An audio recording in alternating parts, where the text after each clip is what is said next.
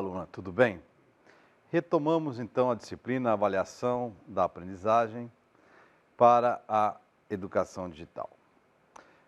A aula de hoje nós trataremos sobre os fundamentos da avaliação da aprendizagem na educação digital.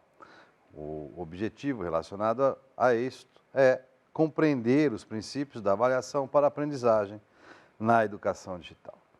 Inicialmente eu quero trazer aqui uma reflexão em torno da seguinte questão. Se nós tratamos da avaliação da aprendizagem, o que diferencia pensarmos da avaliação para a aprendizagem? E aqui eu trago já dois quadros, né, em que nós podemos fazer aí essa reflexão. Quando eu digo avaliação da aprendizagem, né, eu estou buscando compreender, né, o resultado, na sua totalidade, de um processo de aprendizagem. Tá? Então, eu estou me referindo aí ao modelo tradicional da avaliação, né? Onde tem o julgamento dos resultados, utilizo provas e exames, eu tenho a atribuição de graus ou níveis classificatórios, também ocorre o controle, né, a classificação para a retenção ou promoção do aluno. Na outra perspectiva, a avaliação para a aprendizagem, né, eu estou aí incluindo, né, o processo de aprendizagem, né, antes do próprio resultado. Ou seja, eu estou prevendo a avaliação dentro de um processo interativo da relação do aluno e do professor com o saber. Né? É uma relação dialógica que envolve o professor ou o aluno, a busca de autonomia do aprendiz em relação à sua própria aprendizagem, a participação e a colaboração que envolve tanto a relação entre alunos como professor e aluno, né? E também aí os processos de construção e comunicação de conhecimento. Né? Portanto, nós estamos falando de uma avaliação em termos de mediação, mediação do saber. Portanto, eu avalio para adquirir, para garantir a aprendizagem. Feita essa distinção, nós podemos então retomar agora uma outra dimensão também importante, né, antes de entrarmos aí nos principais princípios da avaliação para a aprendizagem na educação digital, que é justamente de pensarmos a avaliação em termos da sua prática mais tradicional, ou avaliação liberal, ou em termos de uma avaliação libertadora e colaborativa. Tá? Então, vamos caracterizar aí essas duas grandes formas, né, de avaliação. A primeira, a avaliação liberal, ela tem esse enfoque, como já vimos trabalhando anteriormente, de ser uma avaliação, né, cuja ação é individual e competitiva, há uma concepção classificatória e sentenciva, né, você dá uma sentença, aprovado, reprovado, há uma intenção aí de reprodução das classes sociais, há também uma postura disciplinadora e diretiva do professor, há uma valorização da memorização e uma exigência burocrática periódica, ou seja, as instituições escolares, os sistemas de ensino exigem, né, essa prática de avaliação sentensiva. Já a avaliação numa perspectiva libertadora, né, que tem a ver também com uma concepção, orientação crítica, ela é pensada em termos de uma ação sempre coletiva e consensual, ou seja, negociada, né, com a participação do aluno e do professor.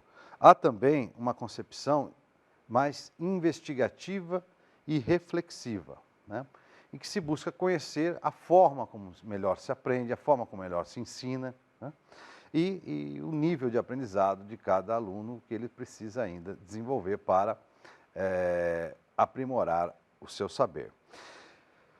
Outra característica é a proposição de conscientização das desigualdades sociais e culturais, né? Também há uma postura cooperativa entre os atores da ação educativa, uma valorização da compreensão, né, e uma consciência crítica de todos sobre o cotidiano educacional. Esse que envolve, a gente já sabe, né, as relações de poderes, as relações, as desigualdades, a reprodução das desigualdades sociais, as relações de produção de fracasso escolar, de exclusão, portanto, há toda uma compreensão crítica em relação a esses eventos que devem ser superados, vamos dizer, né, no cotidiano. Portanto, a avaliação ela não tem essa função de reproduzir essas questões, né. Vamos avançar agora, e eu trago inicialmente aqui um recorte, né, que é um trabalho aqui do Mariano Pimentel e do Felipe Carvalho, que, vamos dizer assim, é uma foto, né, momentânea do campo educacional em relação à avaliação. E o que está grifado aqui amarelo é o que nós destacamos em relação à avaliação na educação digital, né? Então, a avaliação está no centro aí, nós podemos fazer as perguntas sempre fundamentais, né, de onde, quando, o que avaliar, como, quem e por quê. E cada uma dessas dimensões a gente vai ter aí uma realidade.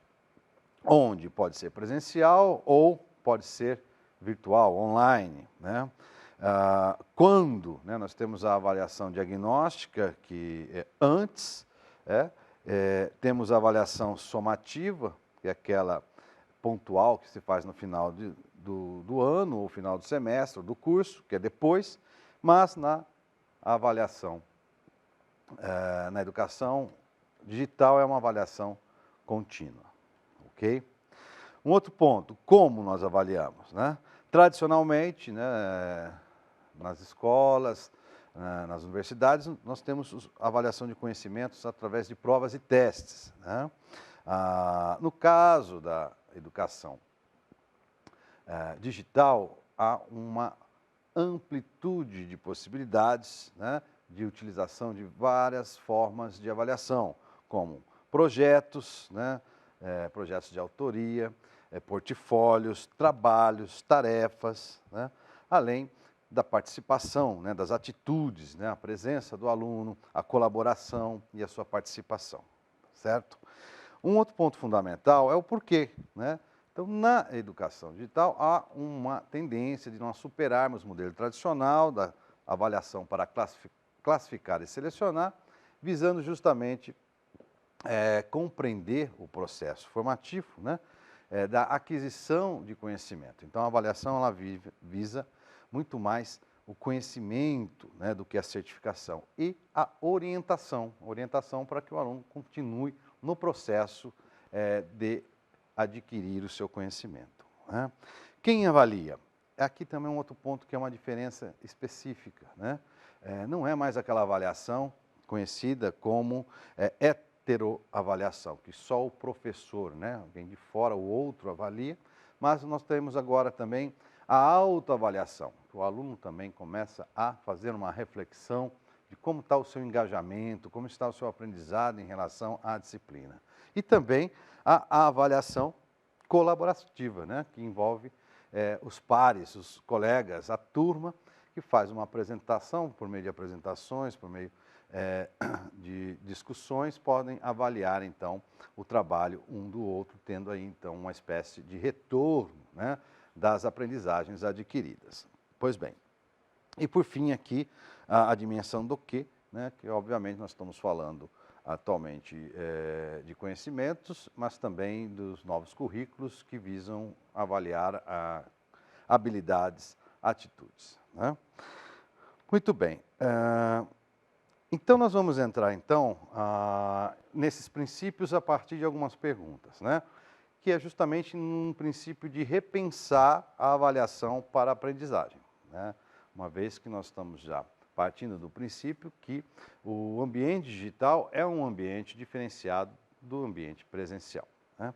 E ele requer prova ou múltiplos instrumentos, né? Então, aí uma proposta entre vários autores que trabalham com a questão, de ultrapassar o modelo de aprovação, reprovação, para criar modelos onde os alunos se expressem, né, produzindo dados que possibilitem investigar, acompanhar, avaliar a aprendizagem, né? Então, nós temos o trabalho mais autoral, né, a busca de desenvolvimento da criatividade, da valorização da relação com o saber. Portanto, nós temos aí uma série de instrumentos, né? As listas de exercício, pesquisa, estudo de casos, seminários, projetos, atividades autorais, atividade online, questionários, estudos dirigidos, tarefas, né, diários de aprendizagem, resenhas, enfim, uma série de possibilidades para a avaliação destinada à aprendizagem. Isso não quer dizer que a prova deixa de existir, ela também pode ser um instrumental, muitas vezes ainda solicitada, né, por muitos professores. Mas a tendência é buscar múltiplos instrumentos. Uma outra dimensão muito importante enfatiza a postura diretiva do professor ou a valorização do engajamento dos alunos. Bem dizer a verdade, tradicionalmente o professor possui uma posição muito diretiva, né, enquanto autoridade educacional em sala de aula. No entanto, nas relações, nas interações online, digitais, é preciso rever, né, porque há uma participação, um engajamento maior do aluno e, nesse sentido, é preciso pressupor que o aluno ele pode aprender e que seu aprendizado reflete o nível de seu engajamento em todo o processo. Assim, valorizar e valorar as atitudes e o engajamento dos alunos no processo de ensino-aprendizagem é fundamental para que a gente possa ter uma avaliação na sua integralidade, né?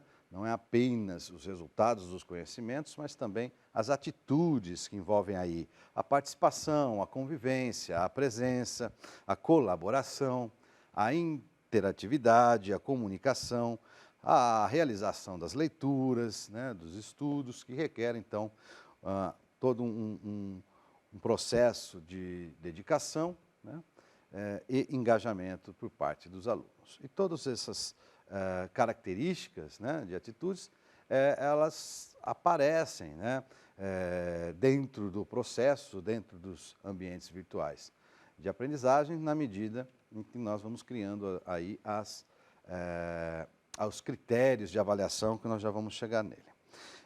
Um outro ponto, a avaliação, ela deve ser intensiva, né, ou uma avaliação formativa? Bom, pelo que nós já vemos trabalhando no curso, vocês já podem responder que a avaliação ela tem uma função muito mais formativa do que intensiva, né?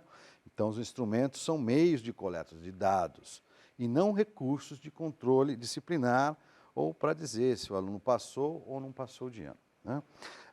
Obviamente que a instituição, ela cobra, né, uma nota final. É por isso que nós temos que criar os critérios, né, os critérios de avaliação. Mas a avaliação ela vai se tornando cada vez mais interativa, cada vez mais voltada a uma avaliação para a aprendizagem, não sendo apenas uma avaliação da aprendizagem, né? E ela visa o quê? Diagnosticar problemas e reorientar o processo de aprendizagem. Há também a importância de utilizar as informações da avaliação para tomadas de decisão em relação às ações a serem desenvolvidas, né? O professor ele pode alterar uma atividade, colocar outras atividades que possam reforçar e aprofundar o ensino. Muito bem. Por fim, nós temos aí a ideia, portanto, de uma avaliação contínua como espaço de expressão dos conhecimentos dos alunos, de suas ideias e dificuldades. Isso é importante para o professor, porque ele precisa planejar a avaliação a cada aula, né? Não é só deixar a avaliação pensada lá para o final do semestre ou final do curso. E, importante também, a existência de espaços onde os alunos possam expressar as suas ideias, os seus aprendizados, os seus conhecimentos, né, em relação ao objeto de estudo. Caso contrário, nós não temos condições, né, nem de favorecer o engajamento deles com relação ao aprendizado, muito menos conhecer, né, ter dados que nos indiquem a presença desse aprendizado, ok? Muito bem. Um outro ponto também importante, que se nós vamos utilizar apenas uma nota, como é tradicional, né? Ou se nós criamos os critérios e rúbricas de avaliação, né? Então, tradicionalmente, nós fazemos aí uma ou duas avaliações somativas, somamos, fazemos uma média e damos a nota final, né? No processo de aprendizagem online, né, na educação digital, é desejável que nós tenhamos um número maior de instrumentos avaliativos e, consequentemente, novos critérios, né? E esses critérios precisam de rúbricas, ou seja, eles precisam de uma pontuação, né? Essa pontuação de algum modo, passível de ser negociada com os alunos, dentro de um conjunto de atividades a serem realizadas, né? Qual o peso de cada atividade? Vai ter uma prova, não vai ter uma prova, vai ter um trabalho final, vai ter um fórum de discussão, esses fóruns eles vão pesar para pontos para avaliação. Então, a ideia central é que, no planejamento e mesmo no início da disciplina do curso, esses pontos, os critérios e rúbricas, os pesos de cada uma das avaliações sejam negociados, né, junto aos alunos. Portanto, é importante repensar o uso de uma única nota como critério de avaliação, que ultrapassa, né, a lógica de certo e errado, aprovado, reprovado. Nesse caso, pensa-se em articular os critérios de avaliação com os objetivos e conteúdos planejados no processo de ensino, com a aprendizagem do aluno e com a própria linguagem. É claro que aí nós estamos dizendo que nós precisamos ter muito claramente uma mensagem que seja transmitida ao aluno de forma objetiva e clara, né, para que os processos avaliativos não se tornem processos confusos, né, ou carregados de mal entendidos, que o aluno não consiga, então, compreender o que está sendo solicitado para ele, qual é o caminho que ele deverá seguir para a realização da sua atividade e da testagem da sua própria aprendizagem, né? E, por fim, é importante, em todo o processo, termos um momento aí para a recuperação, né, indicando os caminhos aí, onde que o aluno desviou e onde que ele pode encontrar, então, uma recuperação com relação à sua própria aprendizagem. Pois bem, agora nós vamos mostrar aqui um exemplo, né, que está, inclusive, no material de base de vocês, de leitura, que é um modelo aí de critério, né, e rúbrica de avaliação. Então, está aqui, né, os professores Mariano Pimentel e Felipe de Carvalho, eles criaram aqui, né, um exemplo, né, de critério e rúbrica. Num plano de aula online, né, ele coloca o alinhamento aos princípios da educação online, né? Então, ele quer saber se uma determinada resposta, ou melhor, se um determinado plano de aula apresentado pelo aluno possui um alinhamento aos princípios da educação online, e aí ele cria as rúbricas se totalmente, né, estiver alinhado, 50 pontos, se parcialmente, 25 pontos, se não estiver alinhado, 0 pontos. Então, os critérios, eles envolvem também, além das rúbricas, uma pequena descrição, né? Então, se o plano contém todos os conteúdos em múltiplas linguagens, utiliza as ambientes computacionais e assim por diante. Então, essa é a ideia dos critérios e rúbricas de avaliação na educação online. Por fim, então, eu trago aqui uma citação desses autores que vai dizer, né, em síntese, a avaliação para a aprendizagem na educação digital é realizada de modo contínuo para orientar o processo de aprendizagem, avaliação formativa, mobilizando diferentes instrumentos de avaliação, realizada não apenas pelo professor, mas também pelos colegas da turma, avaliação colaborativa, e pelo próprio aluno, autoavaliação, avaliando não apenas o que foi apreendido em termos de conteúdos, mas também levando em conta outros aspectos importantes para a formação, como o saber fazer, o pensamento crítico criativo, a participação, colaboração, a comunicação, etc. Tudo isso realizado com o apoio das tecnologias digitais em rede, principalmente de um ambiente virtual de aprendizagem, AVA. É isso aí, pessoal. Está aí as nossas referências. Então, eu espero que vocês realizem as atividades dessa semana e nós voltamos à nossa aula semana que vem. Um grande abraço a vocês.